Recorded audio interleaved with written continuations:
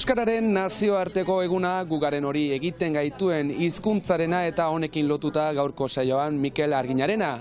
Eusko Uruguaiar ezagutuko dugu baita AEKaren mintza praktikak, baina lehenik Euskararen bizi berritzean diharduten 8 elkarte antolatu duten azoka euskaltzalea ere ezagutuko dugu hemen Baionan Nerea Olasoren eskutik. Ongi etorri.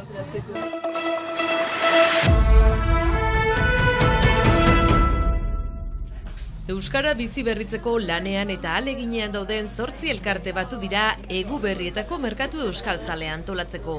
Bada Bigabai, Elkar, Euskal Konfederazioa, Edabideak, Plazara, Topagunea eta Udako Euskal Unibertsitatea beste hainbat elkarterekin elkarlanean. Herrigurra, CHZ, Euskal Herrien Euskara, Zargia, Alabena eta Arberoa ikastola.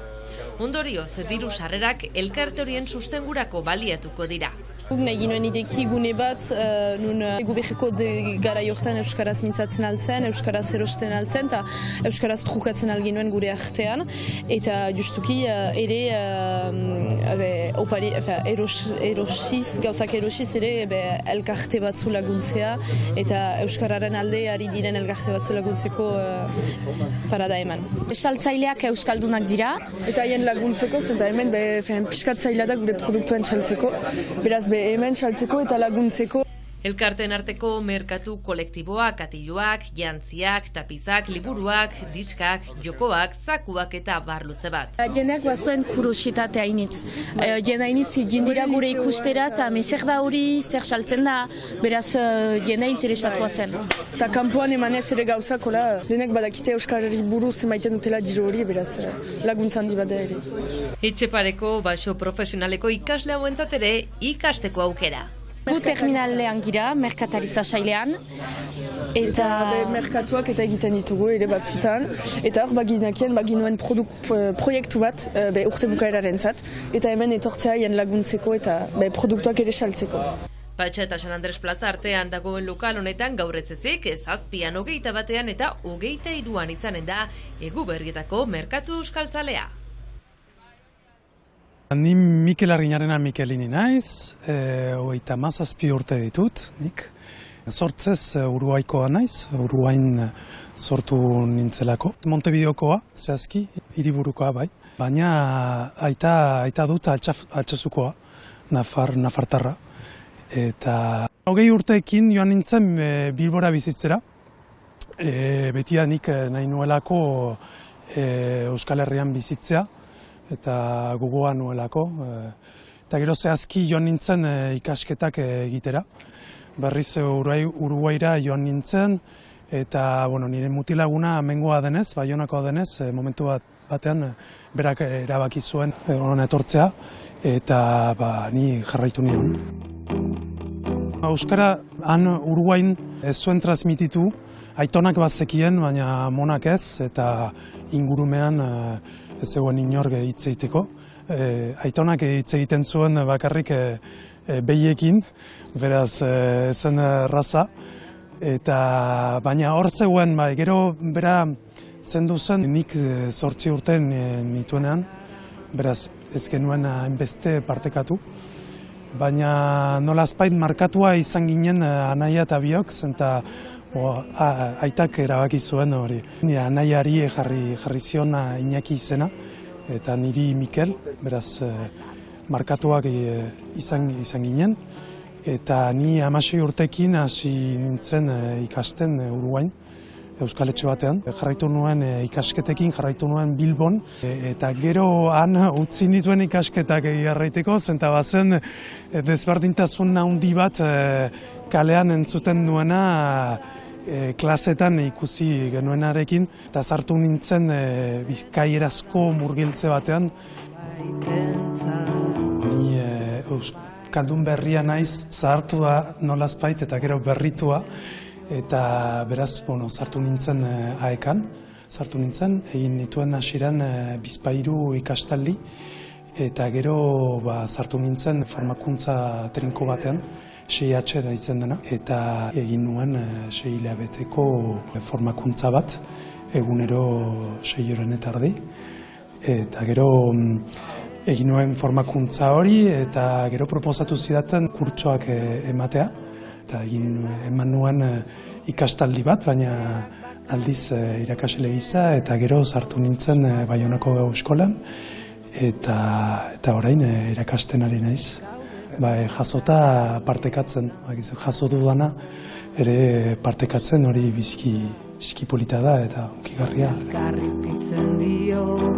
Niretzat euskara mundu berezi bat da, bihotzean dudana, benetan, eta tipidanik beti ukan nuen gogoa euskara ikasteko. Beti bat zeuen nortasun zati bat, hor nortasun itxaso honetan, zenta aita itxasun sortu zen, eta aitonamonak, nafartarrak. Hara joan ziren, bizitzera, eta haien nortasun zati bat hemen geratu zen, eta beti egon zelako ere bai hizkuntzarekin lotuta.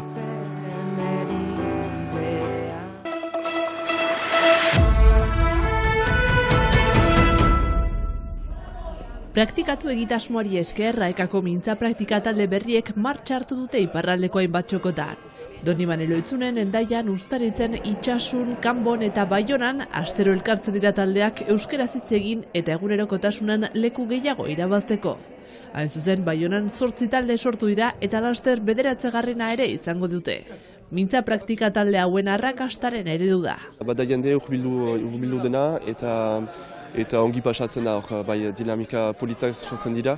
Bereziki hor konfiantzaren aldetik ikusten da, justuki ni beti lehen itzorduetan parte hartzen dut, pixka bat kuadroa eta proiektua berriz aipatzeko, eta normalean ahemana atxikitzen dut taldearekin, baina ez naiz beti etortzen, denbora ez baitut eta gainera haiek dute haien dinamika sortu behar. Jean-Paul agendek azaldu du zergatik mintza praktikako taldean parte hartzen due. Ez da eskualunik nire familian, aurran nintzelaik eskual dantzak, eskual kantuak eta eskual kirolak egiten nituen. Eta hartu nintzen eskualduna izaiteko eskuala beharrezkoa zen. Eta nire motivazioa hortik goiti beti izan da eskuala ikasteko eta hobetzeko eta nire bizitzan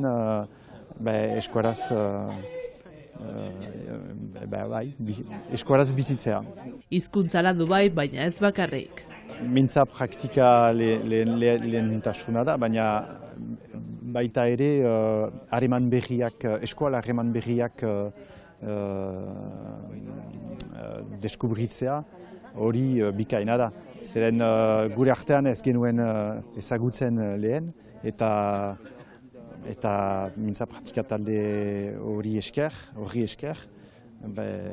badugu harreman berriak baditugu eta bikaina da. Haien artean elkar ezagutzeko eta horrelako momentu bat sortzeko.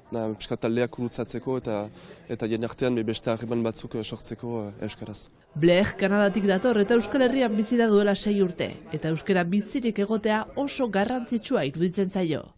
Biziki gogoa dut ikasten. Iparraldean gaindi antolatuak diren mintza praktika hauetan parte hartu nahi duenak izena ema dezake praktikatu.eus webgunean.